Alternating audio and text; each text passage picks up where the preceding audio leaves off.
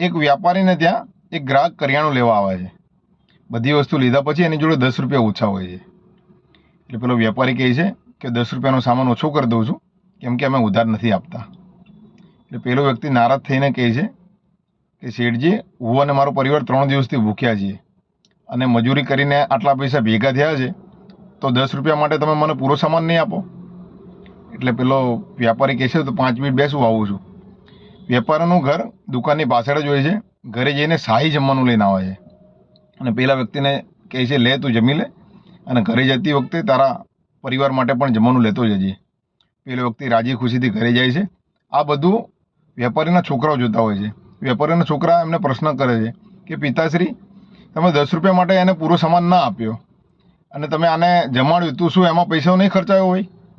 એટલે જે પેલો વ્યાપારી જે કહે છે ને, બહુ સમજવા જેવી બાબત છે કે બેટા, જ્યારે આપણે વ્યાપાર કરતા હોઈએ ને ત્યારે આપણે દયા ના કરવી જોઈએ, અને જ્યારે દયા કરવાની હોય, જ્યારે માનવતા દર્શાવવાની હોય ને, એમાં આપણે વ્યાપાર ના કરવો જોઈએ, એમાં વ્યાપાર ના જોવો જોઈએ.